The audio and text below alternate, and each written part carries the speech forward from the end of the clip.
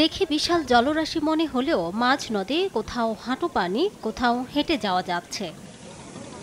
দীর্ঘদিন খনন করা হয় না পিরোজপুরের বলেশ্বর নদ। পলি জমে ভরাট হয়ে গেছে নদের তলদেশ। এতে একদিকে ব্যাহত হচ্ছে নৌযান চলাচল, অন্যদিকে পৌরসভার একমাত্র ওয়াটার ট্রিটমেন্ট প্লান্ট এই নদ থেকে পানি উত্তোলন করলেও এখন তা মিলছে না। এতে পৌর এলাকায় দেখা দিয়েছে পানি সংকট। ইরিধান তো চাষ করাই যায় না, তো ফসল একবার করা যায়। কৃষি খামার টোটাল বন্ধ হয়ে যাইতেছে। নদীতে যদি পানি না থাকে কৃষি খামার তো অটোমেটিক বন্ধ হয়ে যায়। বড় বড় জাহাজ আছে এই নদীতে এখন আপনি কারগুলো ছোট এই বলগেট ঢুকতেও কষ্ট হয়। পানি শূন্য হয়ে যাচ্ছে দিন দিন, আর এই নদীর কারণেই আমাদের ওয়াটার ট্রিটমেন্ট প্ল্যান্টের পানিটা আমরা ঠিক সময় মতো পাচ্ছি না। আপনার এই শুকনো মৌসুমে আমাদের এই জন্য পানিতে সরবরাহ একটু বিঘ্ন হচ্ছে।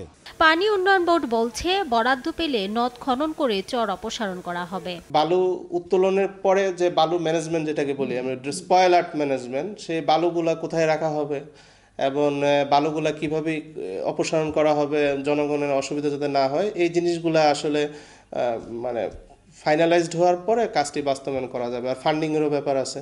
কৃষি বিভাগের তথ্য মতে বলেশ্বর নদের পানি দিয়ে জেলার অন্তত 15,000 হেক্টর জমি চাষাবাদ করা হয়।